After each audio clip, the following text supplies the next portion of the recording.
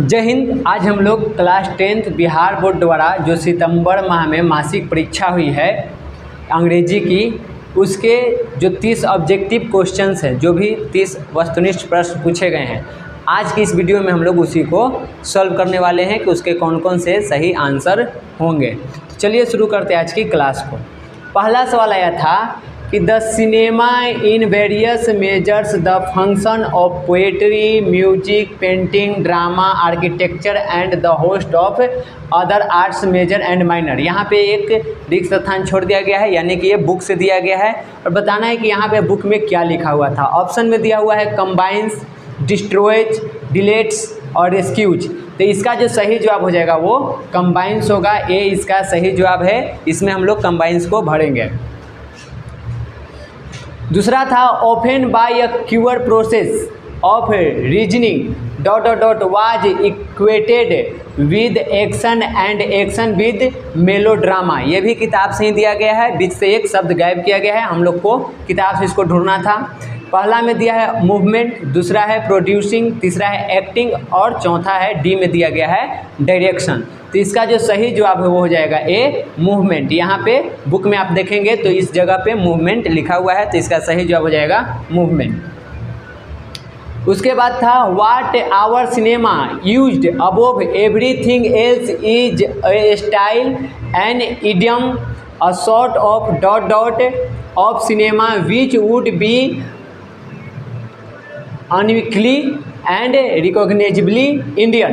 तो ये भी जो दिया गया है ये भी हम लोग को मिला है कहाँ से, तो किताब के 20 से सवाल पूछा गया है। ऑप्शन में दे दिया है ए में फाइनेंस, बी में स्टूडियो, सी में कमेटी और डी में आइकनोग्राफी। तो इसका जो सही जवाब हो जाएगा वो हो जाएगा यहाँ पे डी आइकनोग्राफी। बुक में यही है, आप वहाँ से जाके इसको मिला सकते हैं, तो डी इसका सही जवाब है। उसके बाद है who is the author of what is wrong with Indian films. जो कहानी है what is wrong with Indian films, इसको लिखने वाले कौन है, इसके लेखक कौन है। ऑप्शन है सत्यजीत रे, महादेवी वर्मा, विद्यापति या पूरन सिंह। तो इस ये जो what is wrong with Indian film जो कहानी है, जो भी हमको ये पढ़ना है, वो सत्यजीत रे के द्वारा लिखा गया है, यानी कि ए इसका सही जवाब है। महादेवी वर्मा को देखें तो इनके द्वारा गिल्लू लिखा गया है, जो कि गिलहरी के बारे में पढ़ना है। विद्यापति का लिखा हुआ है थिनर देन अ क्रिसेंट। तो विद्यापति जी द्वारा यही लिखा गया है थिनर देन अ क्रिसेंट। अब पूरन सिंह जी द्वारा बात करें तो इनके द्वारा एक कविता लिखी गई है कोयल। तो ये भी यहाँ से हम लोग इसको याद रखेंगे, ये भी सवाल आ सकता है।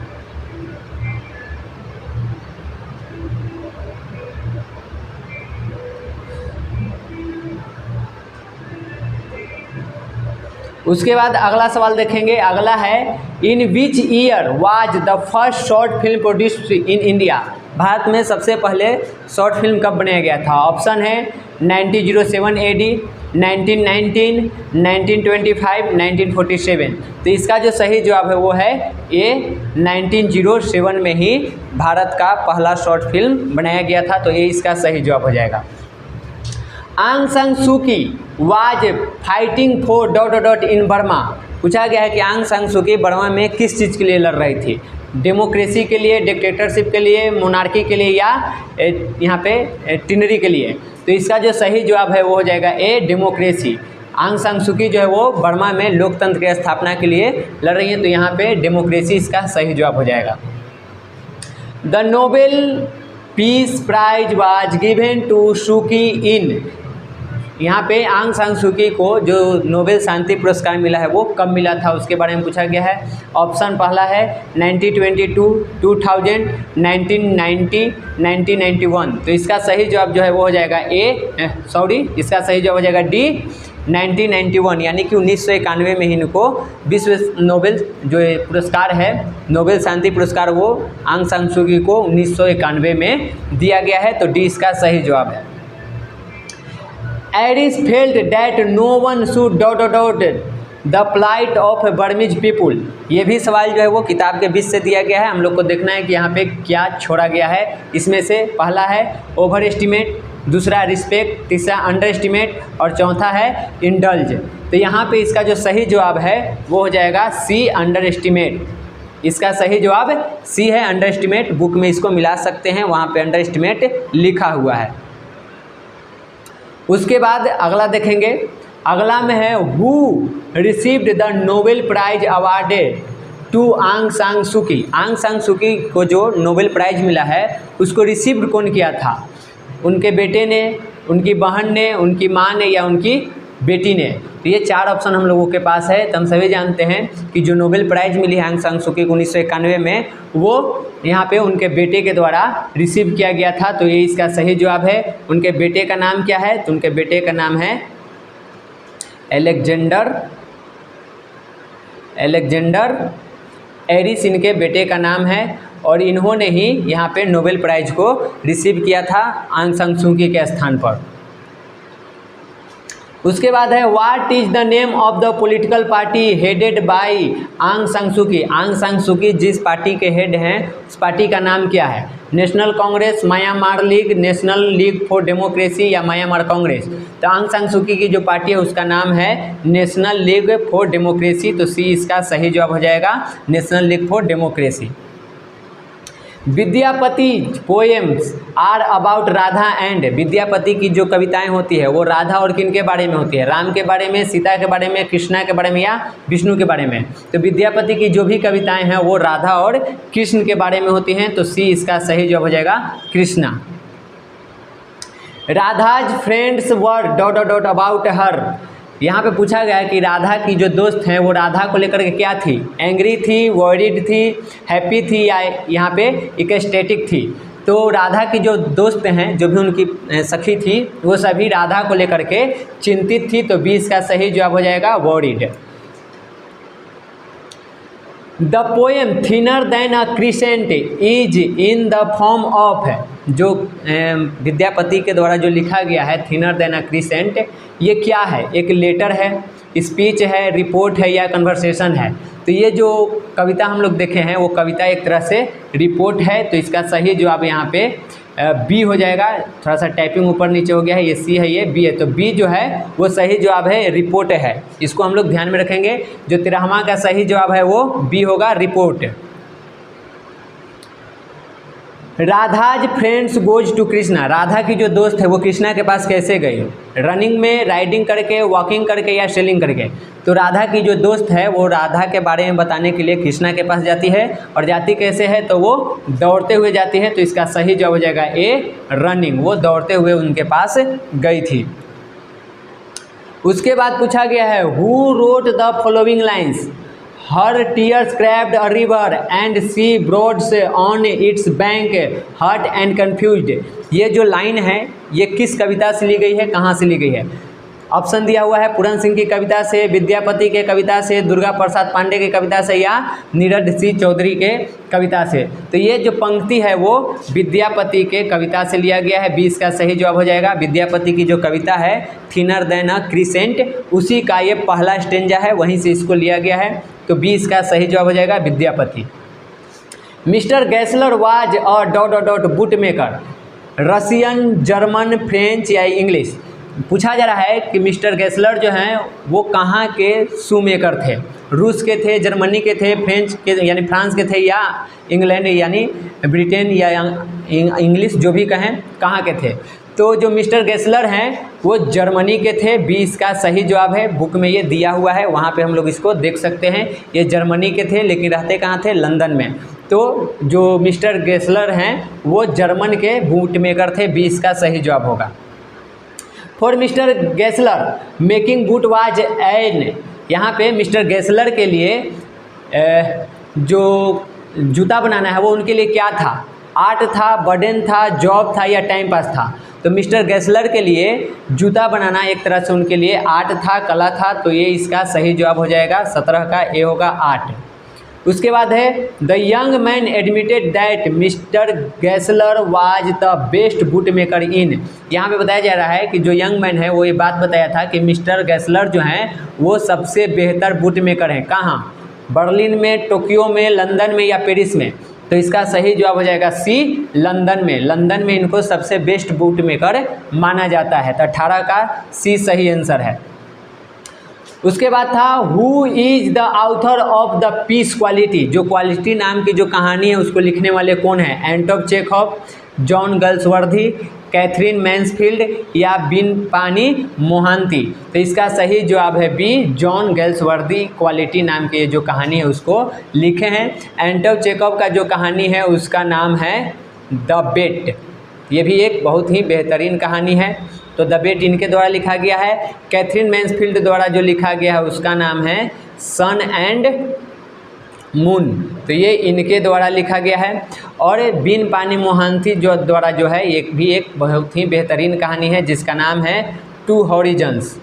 इसमें एक तरह से दिखाया गया है दो महिलाओं के दर्द को, एक माँ के और एक बेटी को, किस तरह से वो अपने घरेलू जीवन में अपने दुख दर्द को कैसे वो झेलते हैं उसके बारे में। तो जो सवाल था उसका सही जवाब हो जाएगा बी, जॉन गल्सवर्दी द्वारा ही क्वालिटी नाम के कहानी को लिखा गया है। How did the author know Mister Gessler. जो लेखक है वो मिस्टर गेसलर को कैसे जानता था? एक आर्टिस्ट के रूप में, एक प्रोफेशनल शू ट्रेडर के रूप में, या एक कमर्शियल आर्टिस्ट के रूप में, या इनमें से कोई नहीं, नन ऑफ दीज। तो इसका सही जवाब है ए, एज एन आर्टिस्ट। यहाँ पे ऑथर जो वो मिस्टर गेसलर को एक आर्टिस्ट के रूप में जानता था। तो ए इसका सही जवाब हो जाएगा एज एन आर्टिस्ट। उसके बाद अब ग्रामर है कि choose the correct from of axillary verb from the given option. यहाँ पे ऑप्शन दिया गया है, क्वेश्चन है, उसमें से हम लोग को सही यहाँ पे चुनना है कि इसका सही कौन सा होगा।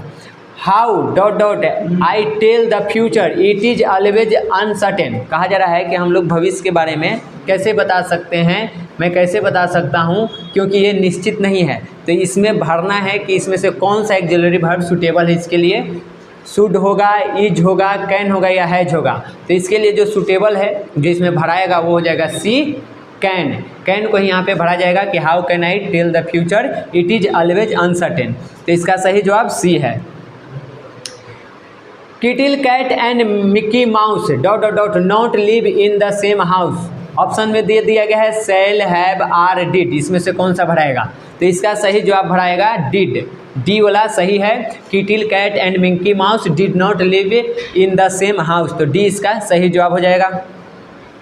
उसके बाद है it is generally seen that children dot dot dot run after a flying butterfly. Option में है विल, सेल, कुड और डज। तो इसका सही जवाब जो है वो हो जाएगा ए, विल। यहाँ पे विल को ही भरा जाएगा, विल रन हो जाएगा।